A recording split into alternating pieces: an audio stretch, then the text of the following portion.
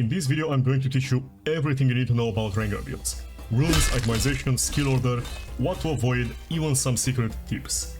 Now you can stop spamming that shit with "Is Axiom Arc good? Why scrub noob AP Rengar?" I'm a challenger coach with a big passion for theory crafting, actively impacting meta trends, and coaching some pro players on their builds. So let's start with the rules. Also, whether you just started playing League of Legends or you are an expert, this will be going in depth, very useful at structuring and amplifying your current knowledge. So why Conqueror? Why not play Electrocute or Hail of Blades as an assassin? First of all, Conqueror is very strong in early game skirmishes, where Rengar can excel. It's a big difference maker at that stage of the game. Rengar is pretty target agnostic, meaning he can kill and duel tanks and bruisers in different circumstances. You also have access to an extra rune, since the vision row in domination is quite luxurious. Rengar doesn't really care about it. Fleet footwork is an alternative. Rengar possesses little sustain in the jungle, so not only this offers more things to do on the map more often, it can also make hard matchups and lane states more comfortable, more bearable. Dashing and attacking build stacks quickly, so this provides notable value in brush plays. It leaves mobile champions with little chances to escape. I cannot say it's strictly better or worse than Conqueror, you just have to develop an eye for it, as you are sacrificing some damage and dueling potential. It's just your turn to explore. Stay tuned because we will talk more about Fleet when we get to a special item. The Precision tree is of course amazing. Rengar doesn't have tools to these VH fights easily, so Triumph is extremely important, especially of the gold G motherfucking G, and Alacrity is essential to speed up the jungle clear. He often engages full life targets, so that's why Cutdown can be better than Coup de Grace, though the difference is minor, pretty small.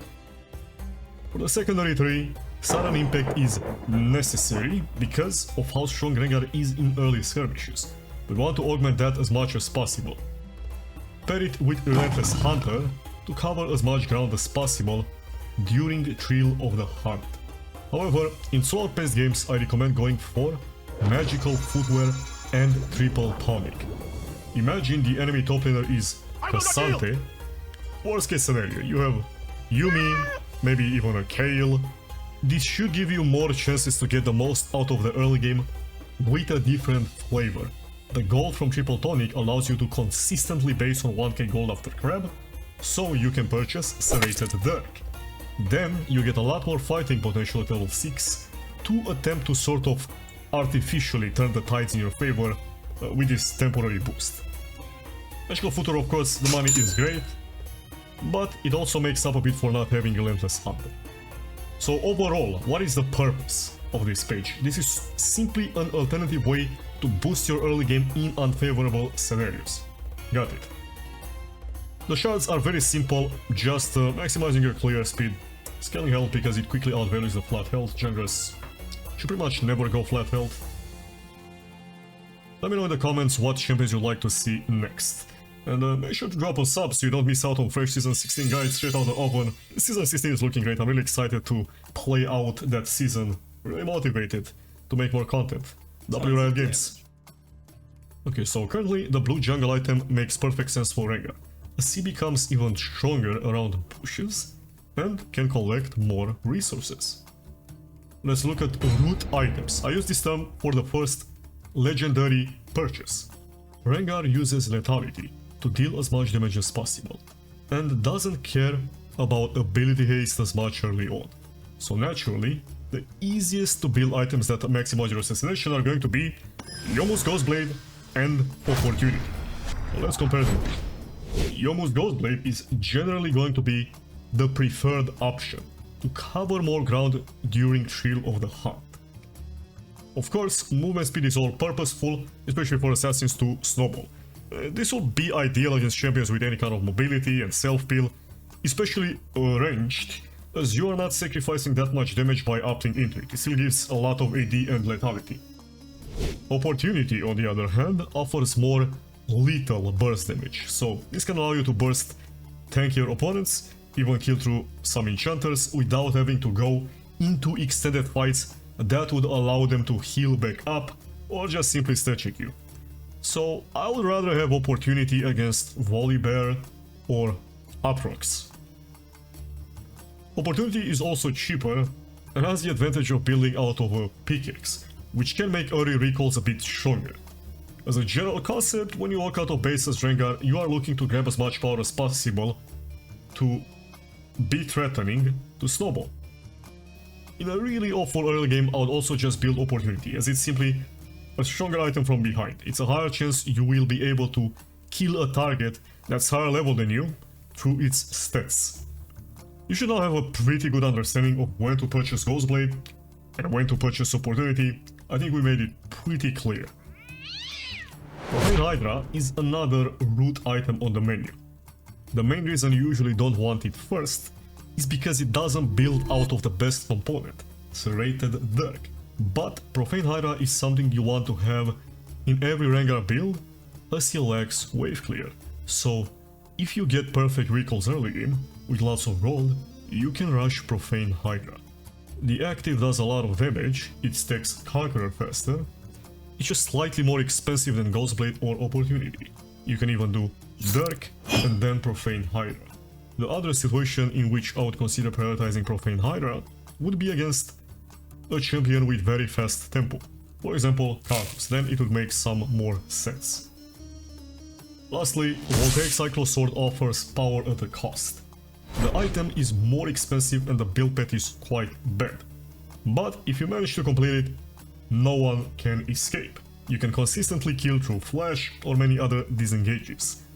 When choosing Cyclosword, I would use similar criteria I used to choose Fleet Footwork, and always pairing them.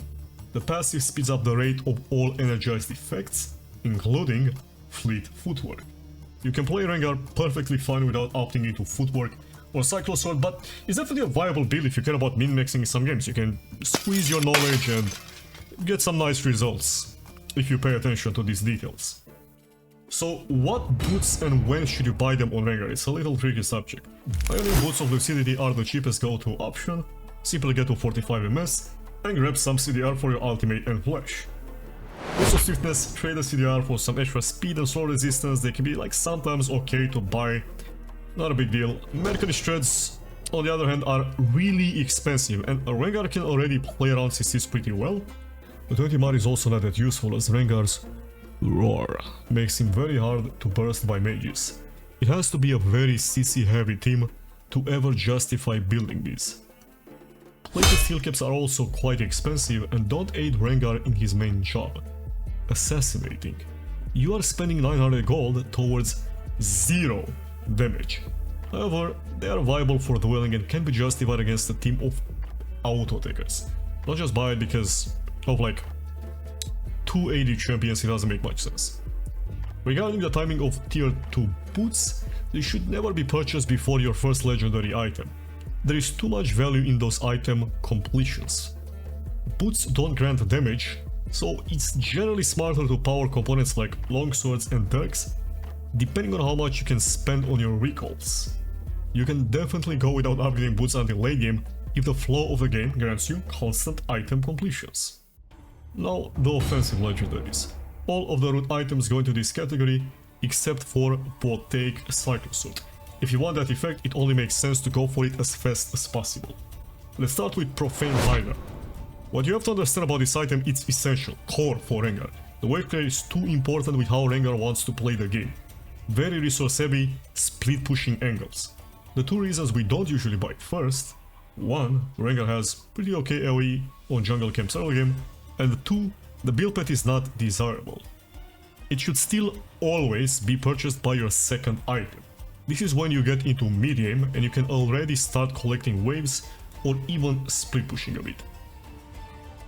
One potential benefit of rushing Profane Hydra that I didn't mention: you have access to different utility by being able to purchase Edge of Night or Serpent's Fang in your first 2 items.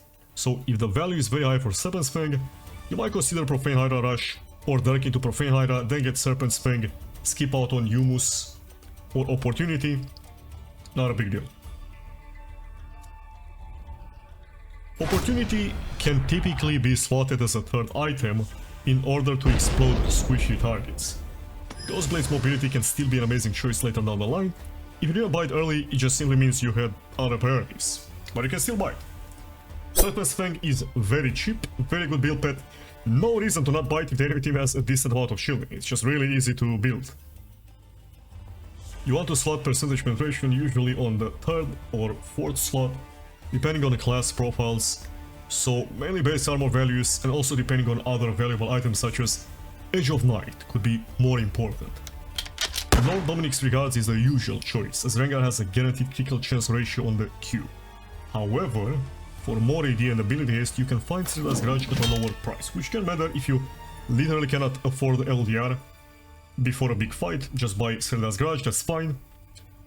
It's a bit better against squishes, because you will generally overkill, but in any build you will likely need some kind of percentage armor penetration simply against the natural armor scaling of champions. So a reminder can of course come in when there is significant healing on the enemy team. Keep in mind Rengar will often kill before targets have a window to heal. Be a bit smart about purchasing it. Consider, can I actually have enough time to heal, and so on. For defensive items, Edge of Night is winning. If you compare it to other lethality items, you sacrifice a bit of AD and lethality to gain a spell shield, which excels against crowd controls, and 250 HP. If you combine these things with Rengar's W, then you essentially become immortal against most burst damage champions in the game. For example, it can become impossible for Syndra or a Talon to nuke you until they get to late game. Overall, it's very hard to go wrong with Edge of Night in a build. You just have to know when it delays other more valuable situational items, such as Serpent's Fang, such as percentage armor pen. Now, there are also some more niche defensive items that you can consider running, mostly in the late game, because they might stunt your threat and snowballing. So what does that mean? For example, Guardian Angel fits reasonably well with Rengar's suicidal playstyle, so if you really need to take down the most valuable member and still contribute to the fight without one-for-oneing, or if you simply want to cover a 1000 gold bounty, it makes some sense to build Guardian Angel. Also against a really heavy magic damage team, you can go for Mortis, similarly Desness into physical damage. Those items also get a bit amplified by Rengar's passive because they have an AD ratio. The Accurate Scimitar must be mentioned because, yes, Rengar has a cleanse, but into Mazar ults or tons of CC it can still be viable. Being able to lifesteal off things and really going for Empower Q is quite lovely. It might be a really rare purchase, but definitely keep it in the back of your mind. Let's now cover capstone items. So the purpose of this category is to highlight the items that are build defining, late game skewed, multiplicative with your current items, so you can make smarter choices at that stage of the game. Infinity Edge is amazing because it amplifies the damage of your Q, without requiring other crit items to function, as Savagery is a guaranteed critical hit. Of course, it's even better when paired with LDR or Molten Reminder, super high damage potential. Hullbreaker can augment a full speed pushing playstyle very well. Rengar can demolish turrets and use his ultimate to pick people off or avoid collapses. Just a great split pusher. Even though Hullbreaker's damage scales with health, you can also scale it with lethality. If enemies don't have healing reduction and they are on the lower side of damage output, Bloodthirster's sustain in teamfights and on the map can be really impactful.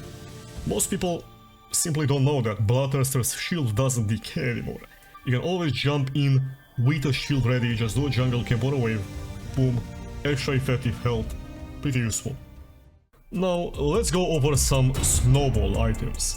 These should be purchased when you are very far ahead and the game is heading in the right direction, simply to close out the game easier, typically within your first few items.